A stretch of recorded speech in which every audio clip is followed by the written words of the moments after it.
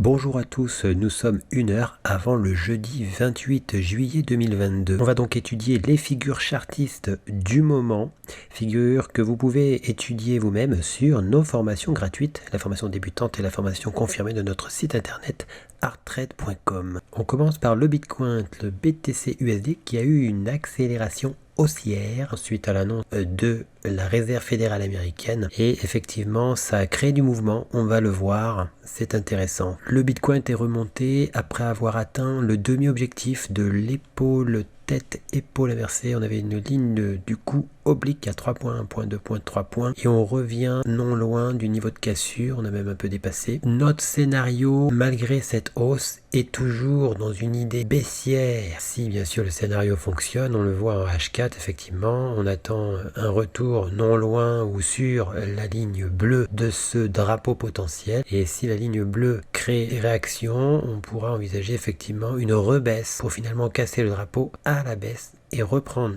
la tendance très baissière qu'il y avait avant la formation du drapeau. Sur l'Ethereum, le scénario baissier en comparaison du BTC est beaucoup moins flagrant puisqu'on a quand même bien franchi le canal bleu, ce qui laisse augurer la possibilité d'aller à l'objectif de toute la hauteur depuis la cassure ici, toute la hauteur de cette distance de là à là, donc toute sa hauteur reportée au-dessus, on pourrait carrément aller à l'objectif de l'ensemble. Donc sur l'Ethereum, le scénario baissier est beaucoup moins flagrant que sur le Bitcoin, c'est même l'opposé. Sur les matières premières, on commence par le silver, effectivement, on a un triangle symétrique, on a cassé la résistance 1 point, 2 points, 3 points, cassure pas très franche d'abord, on est revenu dans le triangle symétrique et on fait une cassure plus franche, donc si on devait avoir un retour sur le triangle, ce serait intéressant pour nous. La cassure s'est opérée à 80% de la distance qui va du début de la résistance à la pointe du triangle, ce qui fait que la cassure est tout à fait validée. Sur le marché du gold, le V-bottom, après sa cassure, avait hésité autour de sa ligne du coup. On était revenu sous la ligne du coup. Mais nous voici avec la dernière accélération au-dessus de la ligne du coup. Attention, par contre, on a buté contre le haut qui avait suivi la cassure, effectivement le haut de cassure donc, et ce haut de cassure est assez sensible, donc prudence aux alentours de ce niveau. Sur le WTI, on attend toujours notre scénario haussier, alors là même qu'on avait cassé effectivement le triangle, le rectangle, le plat ici, ainsi que le drapeau, et bien finalement on a réintégré le plat du triangle rectangle, a reprécisé le plat ici, on attend toujours une réincursion sous le plat qui devrait être ponctuelle si le scénario fonctionne, afin de repartir à la hausse par la suite. Sur les indices, le FTSE, on commence par le FTSE, UK 100, effectivement le triangle rectangle jaune a vu son plus haut atteint une première fois, on avait eu un repli, vous voyez une sorte d'hésitation sur les derniers plus hauts effectivement, mais on a franchi ce plus haut, on navigue au-dessus désormais, on se dirige toujours vers l'objectif du double bottom, situé ici effectivement, le triangle rectangle lui a un objectif encore plus haut, et n'oublions pas qu'il y avait l'épaule tête en deux temps effectivement, épaule droite, donc l'épaule des épaules inversées qui avait cassé, son demi-objectif sera le premier objectif à rencontrer. Sur le FTSE, on avait remarqué l'éventualité d'un rectangle, mais attention, souvent sur les rectangles, il peut y avoir des fausses cassures contraires à la tendance qui précède sa formation. Donc effectivement, tendance baissière, formation d'un rectangle, potentialité d'une fausse cassure haussière avant une cassure finale baissière. Donc prudence tout de même sur le FTSE. Sur le CAC 40, on a atteint la ligne verte qui est en fait le plus haut du biseau descendant d'origine, le biseau descendant vert. On a donc atteint son objectif. Attention, on est dans un canal parallèle, on a fait une incursion dessus. Cette incursion pourrait se dérouler en plusieurs temps avant un repli. Prudence, hein, ça peut être un scénario. Sur le CAC 40, toujours, on voit ce canal effectivement parallèle qui est venu être empiété par-dessus. On avait un triangle rectangle avec ce plat au-dessus qui avait donc cassé à la hausse. Son niveau d'invalidation se trouvait ici.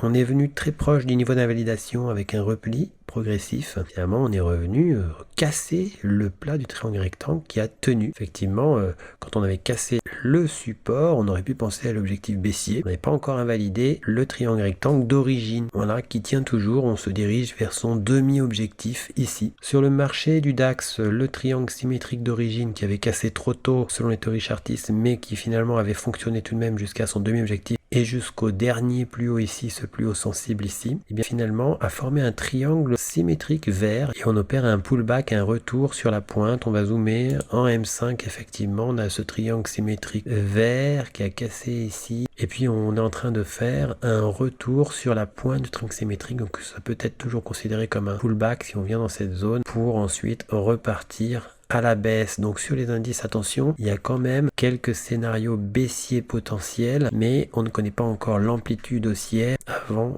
les éventuels scénarios baissiers. Il faudra être prudent et attendre un petit peu. Sur le marché du Dow Jones, l'US 100 effectivement avait cassé un triangle symétrique à 72% de la distance qui va du début de la résistance jusqu'à la pointe du triangle. Effectivement, on avait fait un retour sur la figure et on a hésiter longuement autour de ce plus haut avant de s'en éloigner sur l'accélération qu'on a vu sur tous les indices suite à l'annonce du FOMC en M15. On voit effectivement que le triangle symétrique a cassé à la baisse et a finalement échoué. Sur le S&P 500, la dernière accélération qu'on a vue sur les indices a aussi opéré et on est venu quasiment toucher l'objectif de notre tasse avec anse d'origine de la configuration. En M15, eh bien, on avait repéré aussi un triangle symétrique, ce triangle symétrique jaune, niveau d'invalidation ici, qui a été touché. On avait atteint le demi-objectif qui correspondait avec le plus bas remarquable ici, qui a servi de point d'appui pour une hausse. Sur le Nasdaq, on s'oriente maintenant, après un rebond sur le triangle rectangle jaune, on s'oriente sur l'objectif du biseau descendant vert, mais attention prudence, on n'a pas encore réussi à franchir le haut formé après cassure du triangle symétrique,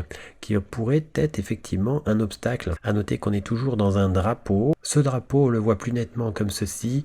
Effectivement, on est coincé entre deux parallèles parfaits. Il pourrait y avoir une incursion au-dessus avant une réintégration pour finalement casser à la baisse. Le scénario pourrait quand même évoluer définitivement à la hausse. Mais prudence tout de même, hein, ce drapeau servirait à reprendre la tendance baissière que l'on a subie depuis déjà quelques temps. Sur l'euro-dollar, l'annonce a créé quelques mouvements. La parité avait donc bloqué la progression baissière. En H1, on avait imaginé l'éventualité d'une tasse avec anse, mais on n'a pas cassé sa ligne du coup. Par contre, on avait une oblique. On se rapproche de cette oblique. Si on devait franchir cette oblique, casser cette oblique, eh bien, on aurait alors un triangle symétrique dont le niveau d'invalidation serait ce plus bas. Sur l'euro GBP, eh bien, on a continué la progression baissière. On avait cassé un drapeau, puis une épaule tête-épaule. Effectivement, on a fait l'objectif de l'épaule tête-épaule. Cette ligne verte, il nous reste l'objectif du drapeau. AUDCHF, on avait un triangle rectangle avec un plat au-dessus. 1 point, 2 points, 3 points. Et ensuite, on avait eu une cassure. Le niveau d'invalidation se trouvait ici. On a réintégré le triangle rectangle et puis finalement, on est remonté. Et on a même refranchi un temps le plat du triangle rectangle. Toutefois, ce triangle rectangle est dans un contexte qui est défavorable à la hausse. Effectivement, la continuation de la tendance baissière qu'il y avait avant sa formation est un scénario. Et on note que après la recassure effectivement de ce triangle rectangle, on a retrouvé un troisième point sur une ligne oblique qui nous permet de voir un triangle symétrique puisque en bas aussi on a un point, incursion, 2 points, 3 points. Donc on est coincé dans un triangle symétrique qui pourrait finalement casser par la suite à la baisse. Dans ce cas-là, eh bien, il y aurait contre-attaque du triangle rectangle. Ce n'est pas impossible. Prudence sur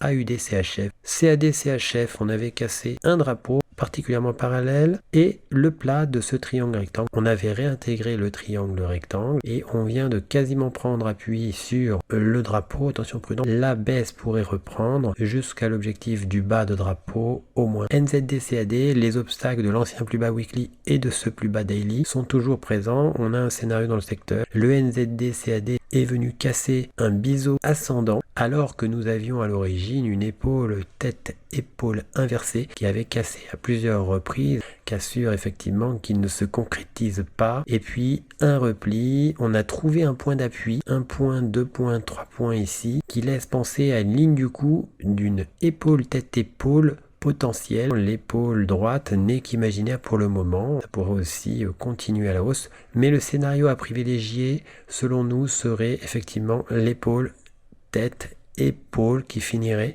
par casser à la baisse. Sur l'euro CAD, on avait toujours ce triangle rectangle qui avait cassé, on est en H4, on avait atteint son demi-objectif qui avait créé une remontée en M30. Cette remontée avait été assez dynamique, mais on avait formé une épaule tête épaule qui avait cassé à la baisse, mais on était repassé au-dessus de la ligne du cou. Nous revoici sous la ligne du cou, on attendait un retour sur cette ligne du cou. C'est le cas tout récemment, on peut encore y revenir un petit peu. C'est donc un pullback USD CAD, on avait eu du mal à franchir le haut formé après la cassure de ce triangle symétrique.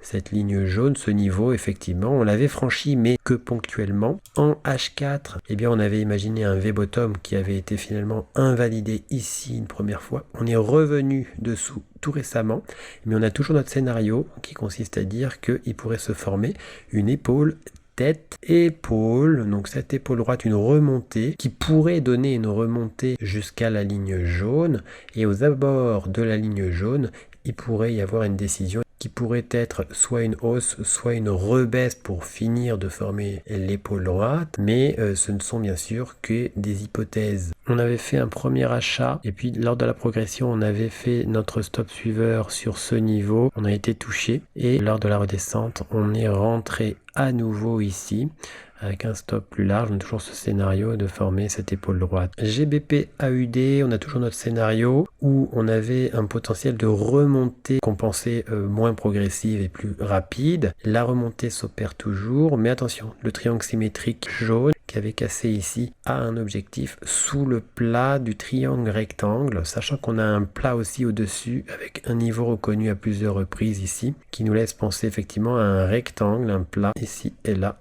On est coincé dans un rectangle, on pourrait finir par le casser à la baisse pour reprendre la tendance précédente sa formation. GBP-NZD, on est aussi dans un rectangle avec un niveau reconnu à 2 ou 3 reprises effectivement au-dessus, un niveau reconnu 2 fois en bas, on a fait une petite incursion en dessous. Pourtant, on avait effectivement cassé un triangle symétrique ici et on attendait un scénario de contre-attaque. Ici, on retrouve à nouveau un scénario de contre-attaque. On avait insisté sur ce scénario et on revient actuellement aux abords du triangle symétrique. Le scénario pourrait évoluer jusqu'à une cassure haussière de ce rectangle. GBP-USD, on attendait qu'il se passe quelque chose d'intéressant sur ce secteur. C'est chose faite en H1, effectivement. On avait repéré ce canal qui avait cassé. On avait ensuite cassé la ligne du cou de cette épaule tête-épaule inversée.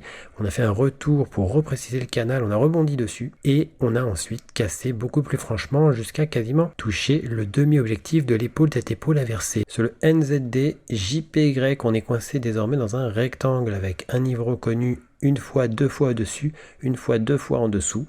On est entre deux plats. Là aussi dans un rectangle, c'est la série des rectangles. Le triangle symétrique avait cassé mais avait buté sur ce niveau. Donc prudence concernant le triangle symétrique. Ce rectangle serait effectivement un rectangle s'il y avait une cassure haussière de son plat en haut. Et si on cassait en bas, eh bien finalement ça formerait une autre figure. Sur le AUD-JPY, le triangle symétrique qui avait cassé donne des objectifs très haussiers, mais on a buté finalement sur ce plus haut remarquable ici qu'on a reconnu. Là on pourrait faire une incursion légère au-dessus avant une redescente ou alors partir effectivement vers l'objectif du triangle symétrique. Toutefois, en H4, on repère un diamant qui, si on cassait l'oblique à 3 points, serait confirmé. 1 point, 2 points, 3 points, donc il faudrait une cassure baissière avant de former un plus haut qui serait plus haut que celui-ci. Donc si on ne dépasse pas ce plus haut ici, et eh bien on aura simplement une résistance qui se formerait même si on n'avait que 2 points. À partir du moment où on casse à la baisse, ça formerait un diamant avec un potentiel baissier et des bons taux de réussite, mais prudence tout de même car rien n'est certain sur le trading. Sur le GBP-JPY, on a le triangle rectangle qui avait cassé, on avait hésité autour de cette cassure, nous revoici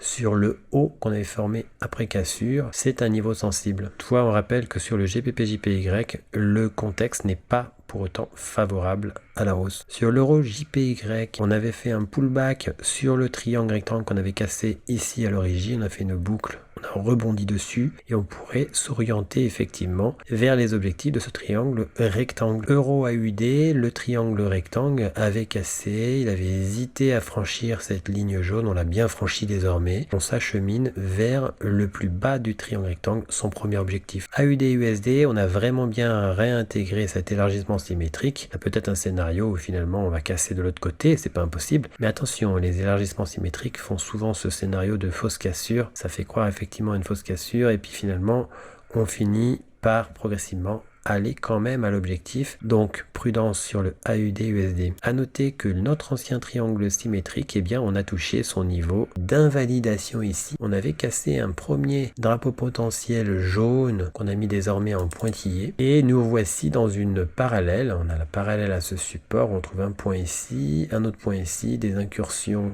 dans le secteur. Si il devait y avoir une rebaisse, eh bien on aurait possibilité de casser le drapeau et d'aller à son objectif baissier. Pour recevoir gratuitement les nouvelles figures chartistes en notification, vous allez sur le site internet, vous cliquez sur Analyse VIP.